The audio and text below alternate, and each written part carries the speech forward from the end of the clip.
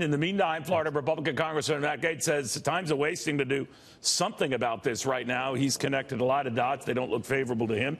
Says that Bob Mueller should go. What kind of reception are you getting to that, Congressman?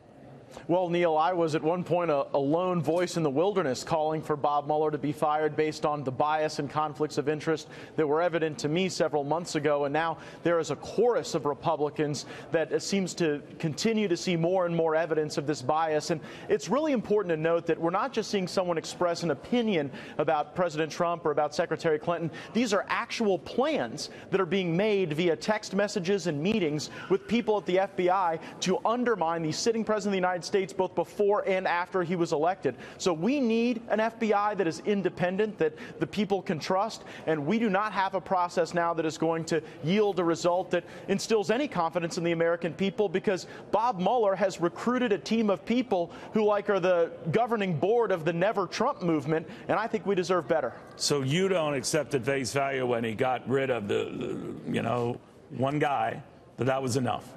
This is not one guy. You've got Jeannie Rhee, who was one of the lawyers who actually defended the Clinton Foundation against FOIA requests. You've got the very individual who set up Hillary Clinton's email server, who's now a part of the Mueller probe. Over half of the members of Mueller's team donated to either Hillary Clinton or Barack Obama. None of them donated to President Trump. So either you've got a circumstance where Bob Mueller specifically recruited people who had a bias against the president, or it is just the coincidence of all coincidences that this seems to be the collection of people that are persecuting the president. It's also worthy to note, Neil, that Bob Mueller did not produce this to us. He essentially had his team busted by Horowitz, the inspector general of the FBI, and then they were forced to come forward, not because they wanted to, but because Devin Nunes and the Intelligence Committee was issuing subpoenas and demanding testimony, and this would have come out. I think there's more to come still, and that's why we need to get rid of Bob Mueller and have a truly independent review of the true collusion that happened in this election between the DNC, the FBI, and this Fusion GPS company that was paying Russians. Democrats are charging you, not you specifically, but Republicans are pouncing on this as an act of deflection. What do you say? Well, I mean, the evidence is overwhelming. It wasn't Republicans that sent text messages back and forth, claiming that these people at the FBI would be the insurance policy, the saviors of the American people. This is hard smoking gun evidence, not only of bias, but of plans to act on that bias in a way to undermine President Trump.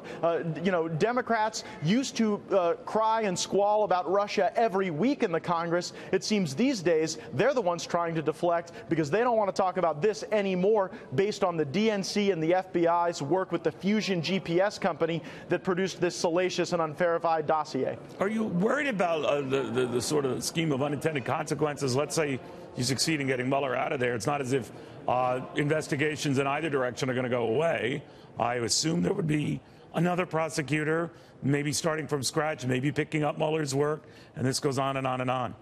Well, I mean, Neil, there has to be an end at some point. It's time for Bob Mueller to put up or shut up. If there's evidence of collusion between the Trump campaign and Russia, let's see it. All we've seen so far is... There are indications, by the way, Congressman, you know this better than I, that the interviewing stage is done, that Mueller is done with that, and that this might be very close to a conclusion.